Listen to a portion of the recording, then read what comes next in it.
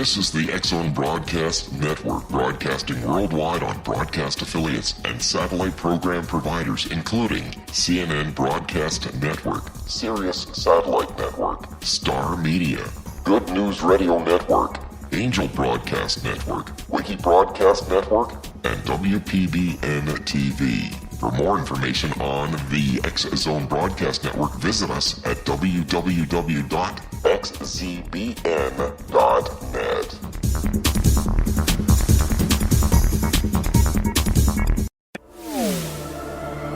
The X-Zone Radio Show with Rob McConnell is largely an opinion talk show.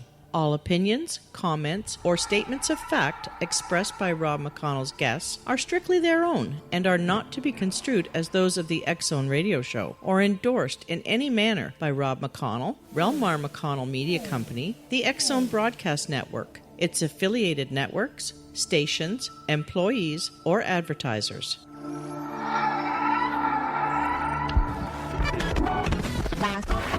All Hit Radio.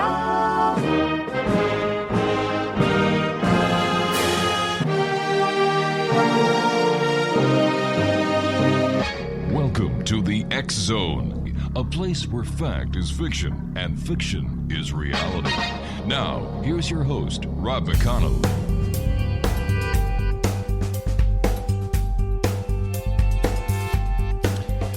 And welcome back, everyone. If you're just joining us, this is the X-Zone. I am Rob McConnell, and we're just coming to you from our broadcast center in Hamilton, Ontario, Canada. If you'd like to send me an email, xzone at xzoneradiotv.com, on all social media sites, X-Zone Radio TV.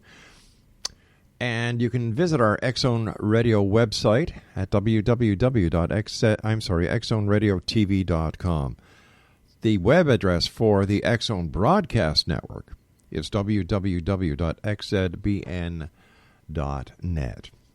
Exonation, my guest this hour is Marshall Masters. He is a former CNN Science Features news producer, freelance writer, television analyst, and the publisher of How do you say that, Marshall? I always screw that up. Yowza.com, but it's just easier to go to marshallmasters.com. Oh, sure. Now you tell me that. Thanks, pal.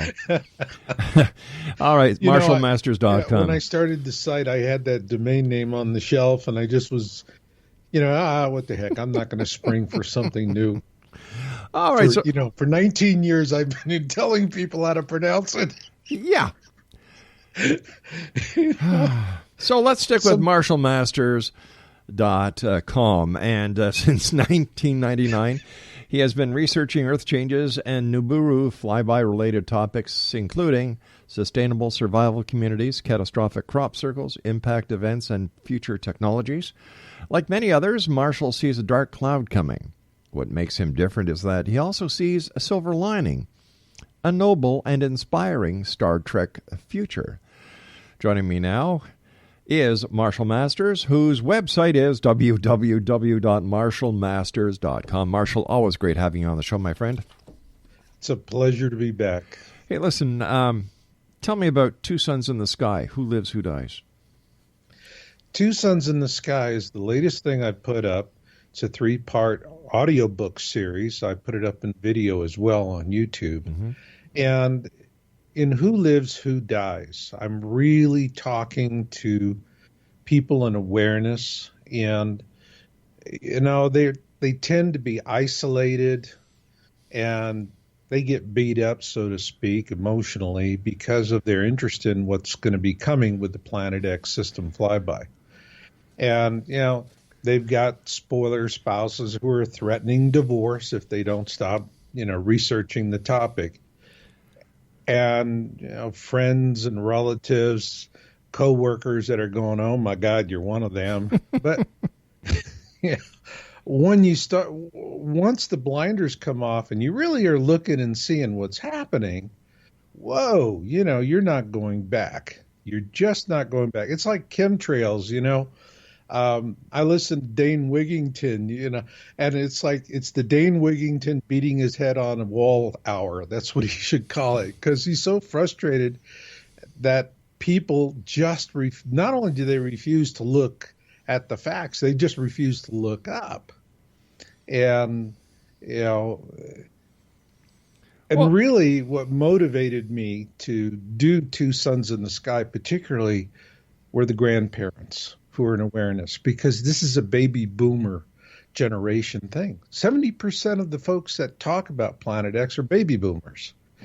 And they've got, and I call them junior grandparents because their grandchildren are still minors. Right. So their children are going, Mom, Dad, love you, great, you're wonderful. You talk about this to the grandchildren, I'll cut you off, you'll never see them again. I can just see somebody going to divorce court and the judge saying, well, why do you two want to, why you the petitioner want a divorce? Well, because he's interested in chemtrails and Planet X and crop circles. And the judge says, and? Who isn't? I love that. And? Hey, Marshall, stand by. We've got to take our first break. Exo Nation Marshall Masters is our special guest. And his website is www.marshallmasters.com. And we're going to be talking to Marshall more about Two Suns in the Sky, Who Lives, Who Dies. And then we're going to talk to him about signs number 15, the Nemesis Cloud. This is the X Zone. I am Rob McConnell. And if you'd like to send me an email, once again, no W in email. Thank you, Craig, for sending me the wrong cue. X-Zone at XZoneRadioTV.com. And Marshall and I return on the other side of this break. Don't go away.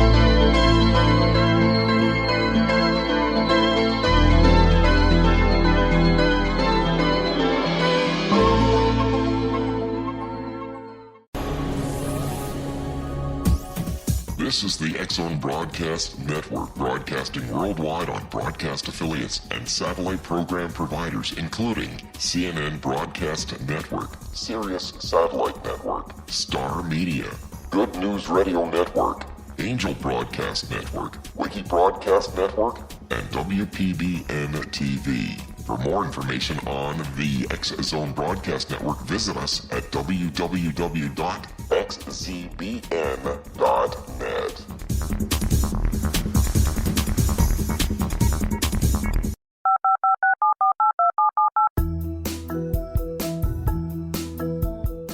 Did you know that when you're on the road with limited data or Wi-Fi, you can still listen to the X-Zone Radio Show with Rob McConnell, The Science of Magic with Gwilda Wiyaka, X-1, Dimension X, Space Patrol, and every minute of the X-Zone Broadcast Network by calling 213-401-0080, courtesy of Audio Now. No smartphone, app, or internet needed. It saves your data plan, and it's free if you have unlimited minutes. Call 213-401-0080 to listen on any phone, anytime, anywhere.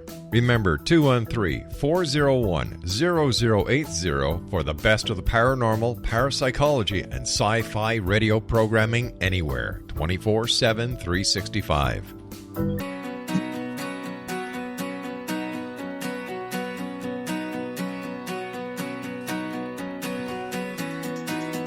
Marshall Masters is our guest this hour, www.marshallmasters.com. And before we went to the commercial break, we were talking about Two Suns in the Sky, Who Lives, Who Dies. And Planet X. Is Planet X still being talked about as much as it used to be? Like, I remember a time when, you turn on TV and there'd be at least something on about Planet X. But lately, crop circles, Planet X, and Nibiru seem to have been replaced by ghost woo-wooism.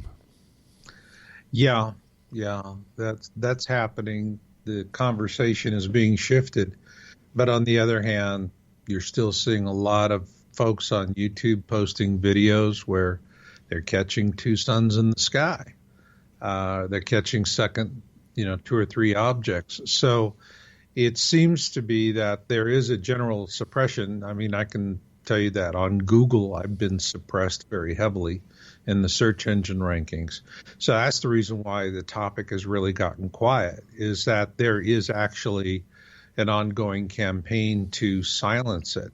Why? And because we're probably, by the end of this year, it's going to be rock and roll time. And I'm real curious as what's going to happen in this coming eclipse on August 21st, because the path of the path of totality crosses right across the U.S. from Oregon to the Carolinas. Mm-hmm. And already, they're starting to talk about there's going to be a lot of cloud cover. And my guess is that they're, going to fire up the chemtrail jets and HARP, and there's going to be a huge effort to obscure a lot of the viewing areas, particularly in large metropolitan areas.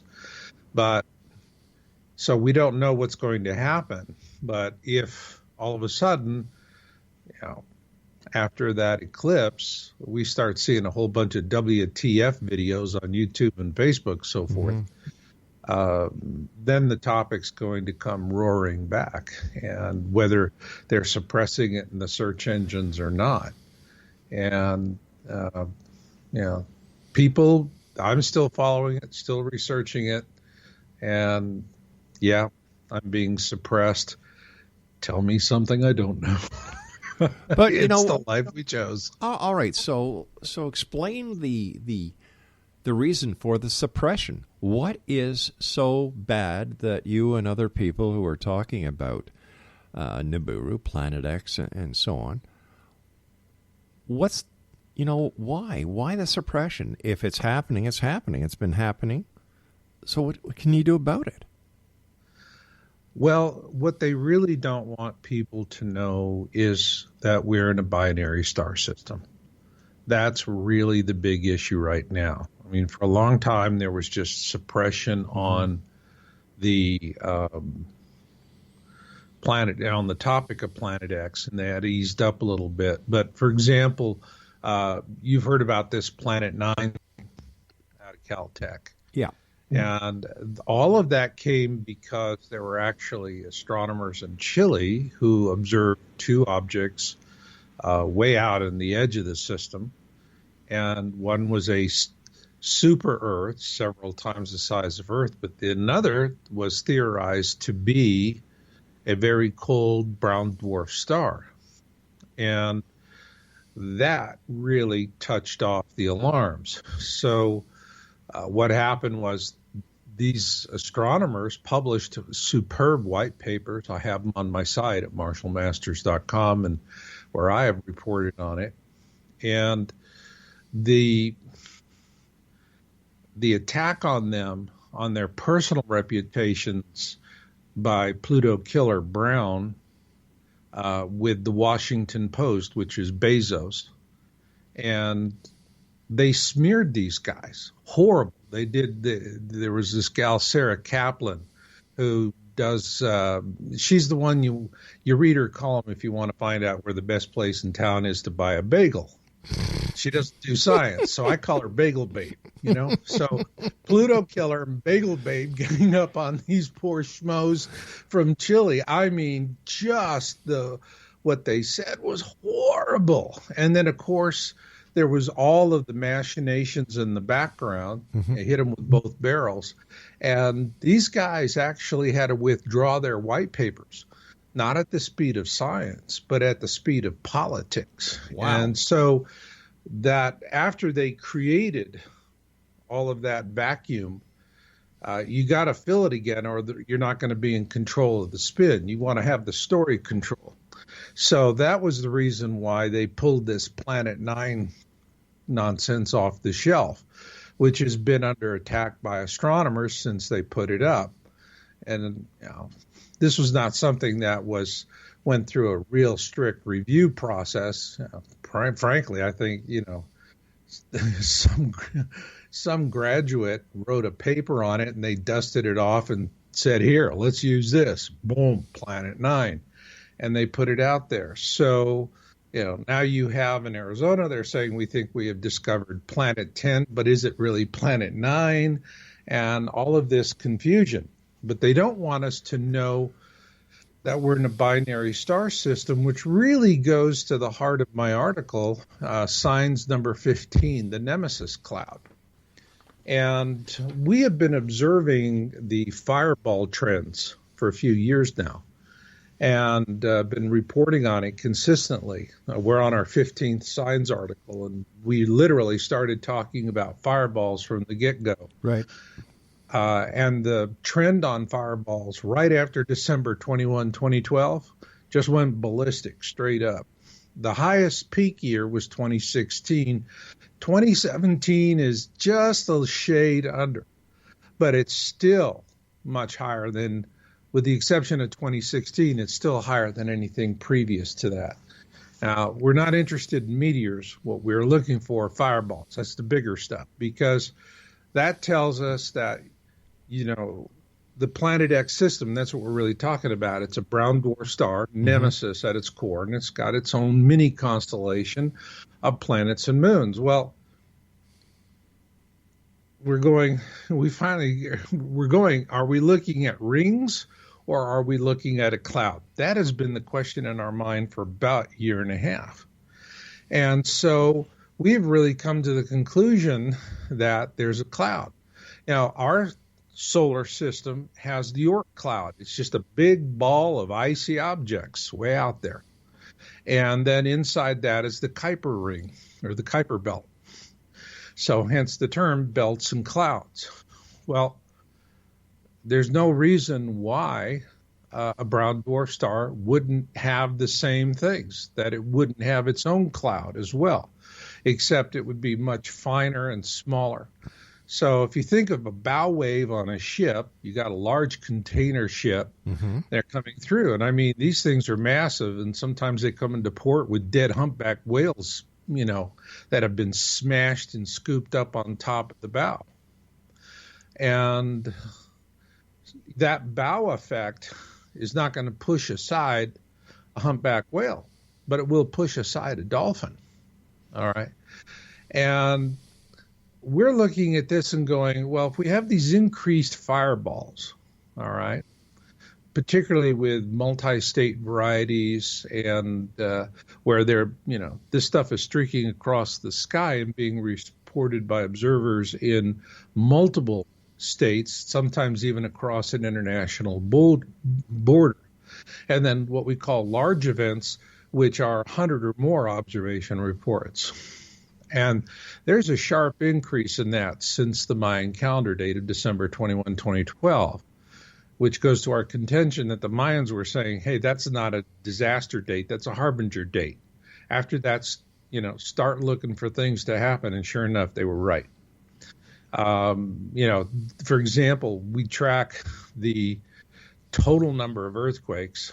We don't go by magnitude specifically because when was the last time you heard about an earthquake USGS did not downgrade?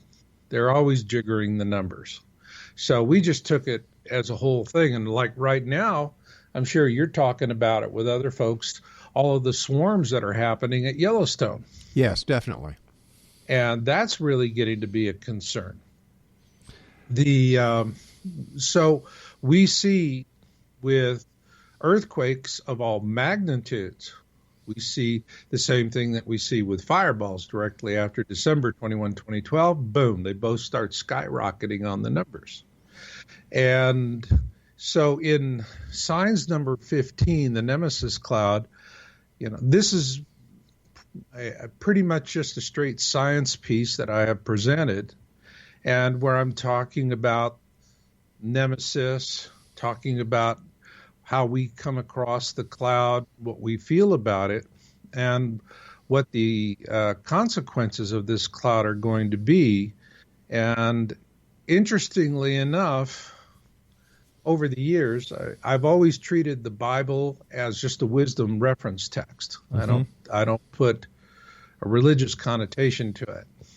And when we started looking at what happens during the pole shift, and then what happens in the last major event was when we fly through the tail of the Planet X system.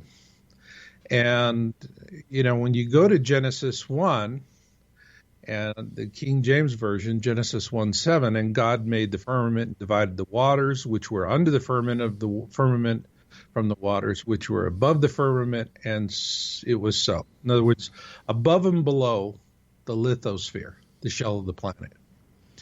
Well, science has validated that. It has said, yes, there's huge underground oceans, massive, huge underground oceans. So this is something where with Noah's flood, it could have very well have been the waters coming up from these underground oceans that created the deluge. However, then you get to the point of saying, that's one thing. How are you going to explain 40 days and 40 nights?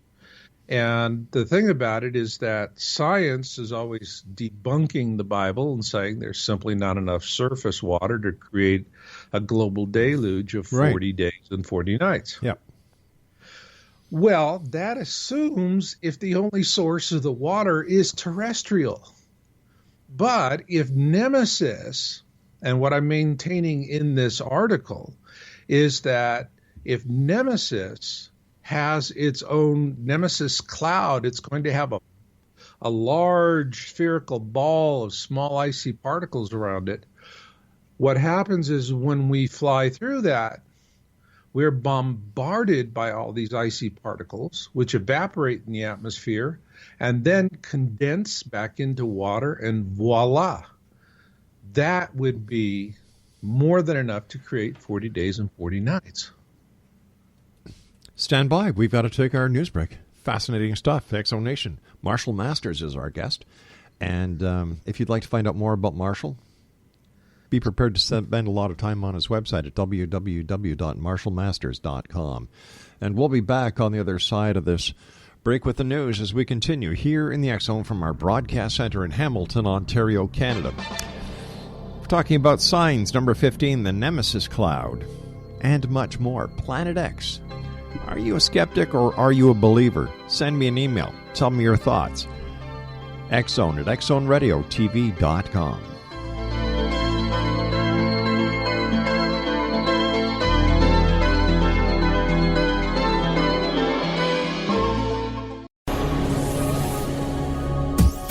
This is the X-Zone Broadcast Network, broadcasting worldwide on broadcast affiliates and satellite program providers, including CNN Broadcast Network, Sirius Satellite Network, Star Media, Good News Radio Network, Angel Broadcast Network, Wiki Broadcast Network, and WPBN TV. For more information on the X-Zone Broadcast Network, visit us at www.xzbn.net.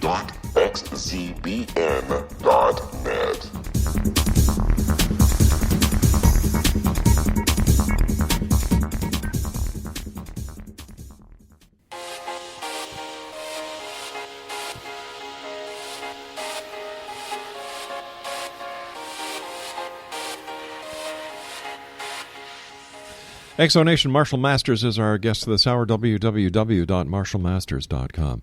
Marshall, we were talking about the flood that was written about in the Bible, Noah, his family, the animals 2 by 2, raining for 40 days, 40 nights, and I'm sure everybody listening has heard that account either in Sunday school or at school or on popular radio being discussed. Mm-hmm. When it comes to that story, how much do we take as truth, and how much do we take as parable? Well, there's allegory, and allegory is important. When we're talking about this coming flyby of the Planet X system, it's going to be a worst case scenario.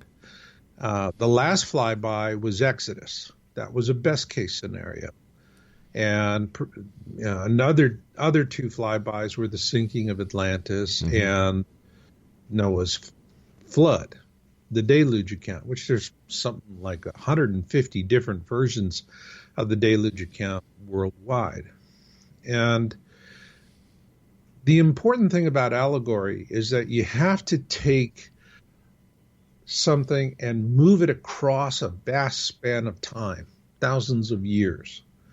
And if they had talked about Noah's flood in, say, combining the two events, Exodus plus the flood, and all of the various things that are going on, which is exactly what we're facing now, that would have been overwhelming. And people just, that would have seemed like a fairy tale to people who hadn't lived through it or hadn't been a few generations removed for it. So the power of allegory is that it can take that knowledge and transport it across time. And for us, when we look at that, we have to understand that this is wisdom. This is a gift of wisdom. And there's more and more, as I look at the Bible as a wisdom text, there's more and more about it that really does address what we're talking about with Planet X and the coming flyby. So would you say that the part of the Bible that would apply to Planet X is the book of Revelation? Yeah, you're going to have, and of course it gets into interpretation, but and that's one of the things that's difficult because, for example, in the Colburn Bible, which is a straight wisdom text, that was published initially as a great book by the Egyptians after Exodus, and it was their 9/11 report. It was like, how did these feisty Jews whoop our tuchus? And they were trying to figure out actually how to get, because they felt that the God of the Hebrews was actually a second-tier God, and they wanted to get to the first-tier God. Now, the interesting thing about this is that both the Egyptians and the Hebrews use exactly the same word to describe Nibiru or Planet X, whatever we want to call it today. They called it the destroyer. Well, wasn't it also called wormwood? Wormwood comes later in, I believe that's Revelation. But this is when you're going to the old account of Exodus. Yeah. Particularly in the Colburn Bible, and this was originally written in, this was written in the same days, approximately as when the Torah, the 5 books of Moses, were being written, and it was cobbled together with the Celtic texts, and by Celtic priests up in Great Britain, and was maintained by a secret society for some time. The interesting thing about the ancient Egyptian accounts is that their story of the deluge, which is their lead characters are not Noah, but Sesuda and Hanok. The interesting thing is the story of Sesuda and Hanok and the story of Noah and the flood, they're describing the same vessel. And they're describing it in more detail than what you see in Genesis. And the interesting thing about it is that we know it was a pole ship because it's widely held that, the ark was built on the side of a hill, not in a harbor. And if you have a huge mile-high wave that's piling in from a pole shift event, then it is going to, as it's crossing land, it's going to lose velocity and power until it finally ebbs. And so the way it is written, particularly in the Colburn Bible variant, the waters are ebbing just beneath the keel of the ark, lifting it off its chocks and pulling it back out to sea. So, there is this also in deluge accounts. There's always a stranger or a divine being or an entity that is warning the ark builders to do this. That is a consistent thread with all of these different deluge accounts, which tends to go to the notion of extraterrestrial intervention. And given the placement of the ark, where it would be where the waters would ebb, then that would the reasoning would tend to go in support of that, or you could argue in support of that. And this is the reason why. And we get back to why did Pluto Killer and Bagel Babe at the Washington Post. I love jabbing her because what she did was she had her chance to go play with the big boys. Didn't know what she was talking about, and she was like a parrot, Polywana Planet X. And this woman had no right writing that article, which was just disgusting. But now this thing is, the blowback, the viciousness with which they attack these astronomers who are doing really good science. Well, it's something that it just left a bitter taste in the, astronomical. For astronomers, it was a real bitter taste event. Let me ask you this, though, Marshall. How come there were not other astronomers who agreed with what the two astronomers in South America said? I'm sure there's enough amateur astronomers. They never had a chance. Really? That was the reason why these guys published a white paper. They said, we observed these things. Hey, guys, swing your scopes in this direction. Let's all go look for it together. And, if we just had a one-trick pony, then we'll pull our papers. And so what they were doing with their white papers, it was a call to action. It was, hey, as a community, let's go investigate this. Yeah. And so they were doing good science. Pluto Killer and Bagel Babe, plus the background machinations, killed that because the last thing they want people to realize is that we're in a binary system. We could be in a trinary system for all that matters. I mean, think about Copernicus, okay? But didn't work out too well for him. But with all the people in the world, how would this affect us? If it is a binary system, what is the big problem? If we've been existing in this binary system since the beginning of our recorded time in history, big deal. So what? Is this a matter of science having a black eye? Well, I would say it's good science getting a black eye, and by vested interests. And the reason why they're not going to want people to understand that we would be in a binary star system is that changes the whole complexity of the situation.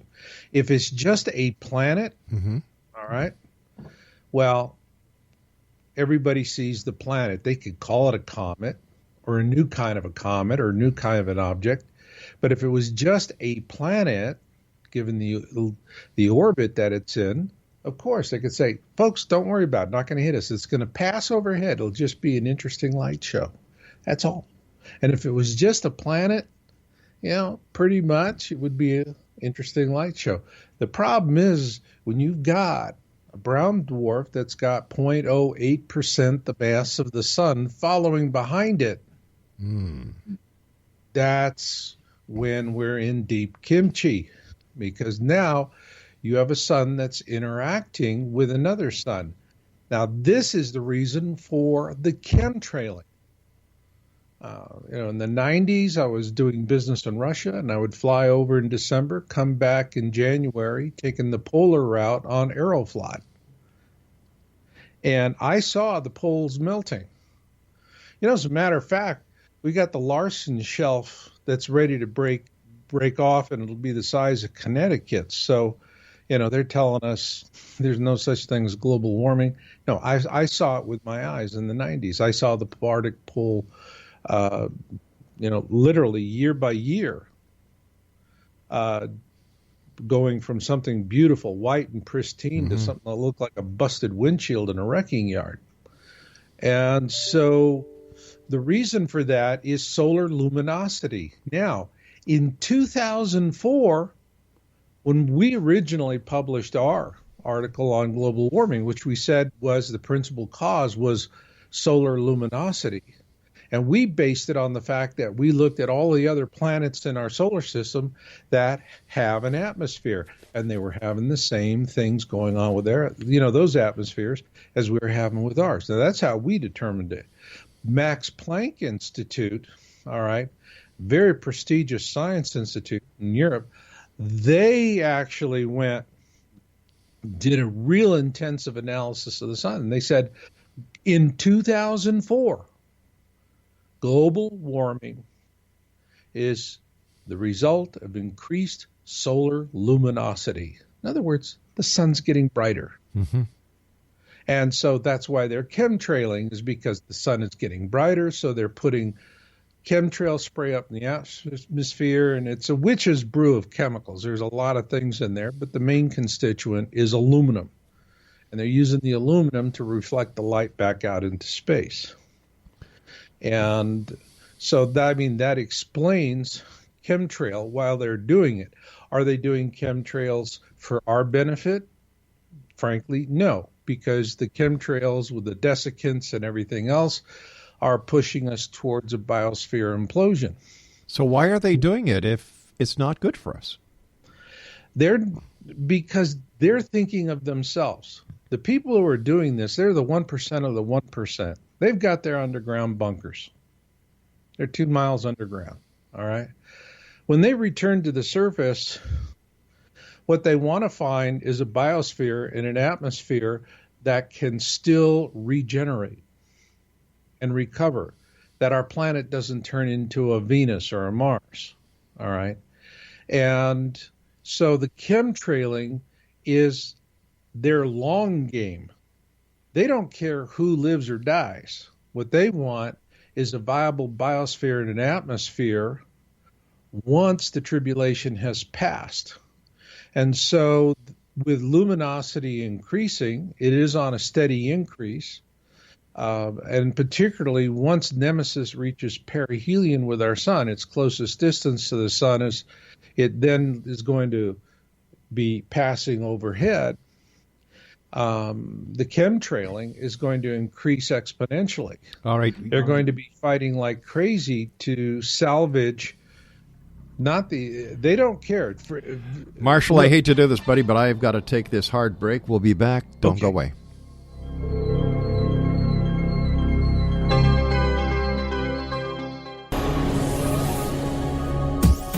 This is the X-Zone Broadcast Network, broadcasting worldwide on broadcast affiliates and satellite program providers, including CNN Broadcast Network, Sirius Satellite Network, Star Media, Good News Radio Network, Angel Broadcast Network, Wiki Broadcast Network, and WPBN TV. For more information on the X-Zone Broadcast Network, visit us at www.xzbn.net.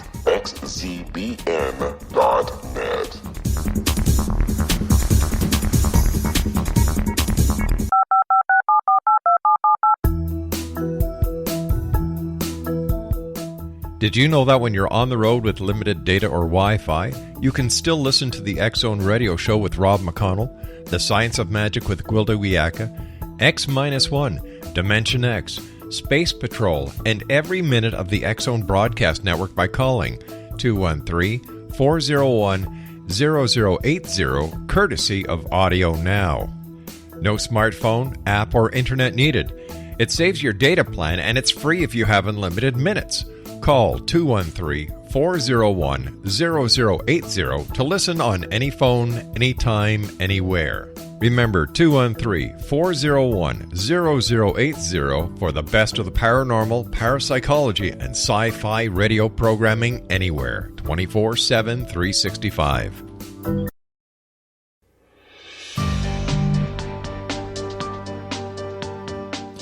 Marshall Masters is our guest this hour, Exonation, www.marshallmasters.com. And Marshall, we've been talking about this cataclysmic event that you believe, based on the research that you've done, the scientific research that you've done, is going to happen. And my question to you is, when? Well, I think that it's going to be a matter of we're going to see Nibiru, which is the outermost planet of the Planet X system. And that is going to, right now, because it's behind the sun, you can only see it around sunrise or sunset. I think once it reaches its perihelion point to our sun, not its own sun. Mm-hmm. And then we're going to start seeing it in the sky, and the conversation is going to change. Nemesis is going to follow behind for, I don't know, a year and a half. It takes a while for it to get there, although it's going to be in its part of the orbit where Kepler tells us it's pedal to the metal time. And so what we're going to hear is that it is just an interesting light show, and they're going to have all kinds of woo-woo explanations about it. However, I think the one prophecy that is really interesting is the Kachina, the red Kachina, blue Kachina prophecy of the Hopi. And what I believe that the Hopi are describing is not two objects. I think that what they're describing is one object and Doppler shift effect. You have blue shift. As the object is closing on you, it appears blue. And once it's going away from you, and the light waves stretch out, it appears red. And so it's going to be coming overhead. And from what I can really guess at this point, Nibiru, which is the outermost major planet of that Planet X system, when it's directly overhead, over our heads, and we're looking at it, then that is going to be the beginning of the really bad times. But it won't be until Nemesis arcs over on top of our solar system, reaches the plane of our system, the ecliptic, heading south again. And when it does that, that's when we have the days of darkness, the pole shift, and that's when the major dieback is going to happen. So that is the reason why you're going to have a situation where there is a lot of suppression when it comes to even anything remotely smacks of us being in a binary system, because it's not so much Nibiru that's the thing to worry about. It's the brown dwarf that is the companion to our star. That is the thing to worry about. And so they don't want people thinking about that. This is a eugenics event. They want to have a maximum die-off. And so that there's not that many people left who survive, and it's easier then to re-enslave the planet, which is what their goal is. My goal is we have a Star Trek future. We say no to being re-enslaved. That's it. We're going off and we're going to have our enlightenment and our evolution and our ascension. Thank you. And yeah, they're not going to like that, and it'll be punishment, but enough people are going to make the choice to do that. So that's the reason why there is so much suppression actually on two things. If you're in mainstream science, two things you do not talk about. The first one is the possibility of life on, and sentient life on, another planet in our system in any way, shape, or form. And I think in 1992, when U.S. Naval Observatory Chief Astronomer Harrington gave an interview to Zecharia Sitchin, he clearly believed that there was a possibility that that could happen, and I think that's the reason why he was assassinated. So that's a taboo. And the other taboo is you don't talk about the possibility of us being in a binary system, which is what the guys in Chile did, because they speculated that one of the objects they observed could be possibly a very cold, in other words, a very old brown dwarf star. And so that's the reason for all the suppression. That's the reason why they're doing it. Now, what are we seeing people reporting these days? We're seeing a lot of multiple objects around the sun.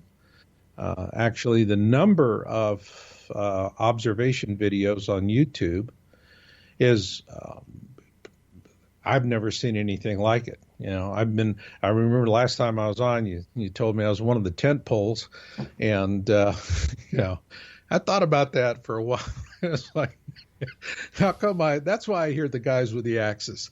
And, but, I've been in this, my first article was in 2002.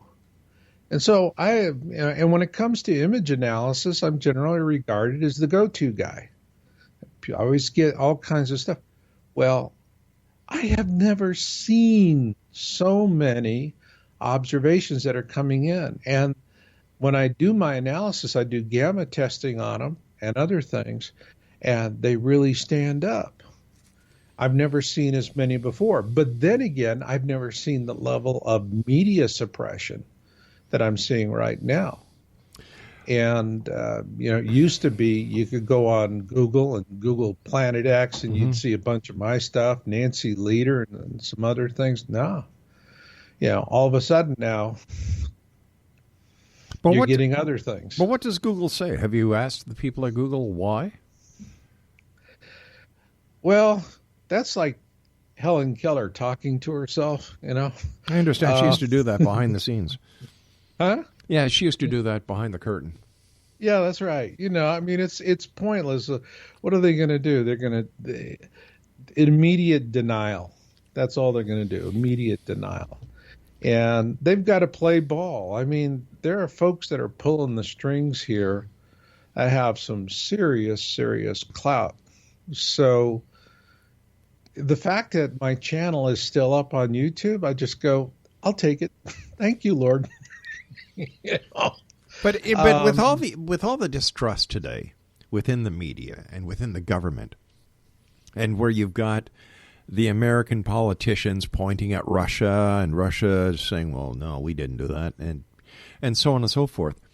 We've got the problems with North Korea. We've got the problems with China. We've got problems all over this world. If this suppressed information was to hit mainstream media in a country not friendly to the United States, wouldn't that be disastrous on the political scene? Well, it would be disastrous for that country. I can tell you that. There's some simple taboo topics. There are things that nobody talks about. When was the last time somebody was on your show and said, Rob, I was flying on Delta the other day, and the pilot came on and says, if you would all look out the right side of the aircraft, you'll see this UFO that has been tracking us for the last 300 miles. I wish. I wish too. Pilots understand. If they talk about what they see, and they see, next thing they know, it's welcome to the exciting world of fast food. They're not flying anymore. They're managing a Wendy's or something. And so there is a tremendous amount of suppression, and people are just, when you can have the power to control the dialogue, you can do. And I see that now. It almost is, sometimes it just kind of, when people introduce me and say, and he's former CNN science feature producer, and I just kind of like get white knuckled, because the CNN that I knew in the 80s was a lean, mean news machine. It was an honor to be there. And I agree with Larry King. I think they ought to start running cartoons now to up their ratings. Yeah, they're number 13. Pardon? They're number 13 now. Number 13. Gee, yeah. Who'd have thunk it, Funny thing is if you're overseas, the CNN you see overseas is much better than the CNN that we get here. That's because it's CNN International, and what we see here is the domestic, and it looks like CNN domestic has taken on tabloid journalism. Yeah. It's just total yellow journalism, and they don't do investigative reporting. They used to. They used to when I was there. Yep. Investigative reporting. That's because that's what I was doing. I was doing 3-minute science features that would air on Sundays, and but there were 50 major news outlets at the time that they had to compete with. So you had to go out there and really get the stories, and you had to come across with integrity. You needed to be able to get the respect of the viewers, because there were all kinds of other folks they could look at. But right now, ever since the last Bush administration, George W. Bush, the immediate thing he wanted to do was destroy the Fourth Estate. And he did that very successfully. He went into the FCC, and there were a whole body of laws going back and rulings going back to 1941 that prevented the concentration of media into the hands of a few companies. And so he brought in Colin Powell's son, who started the conversation, which everybody hated him for. And then there was another Bush appointee that delivered the fatal blow, which is the reason why you see guys like Clear Channel Communications. They own 1,200 radio stations. Yeah, listen, I hate to do this, my friend, but you and I have run out of time. Let's get back together really soon and continue this conversation. And Marshall, thank you so much for everything you do. Keep the great work up, my friend, and I look forward to the next time we meet back here in the X Zone. Until then, gosh, have a super day. You too. We'll be back on the other side of this news break, X Zone Nation, at 6.5 minutes past the top of the hour. Don't go away.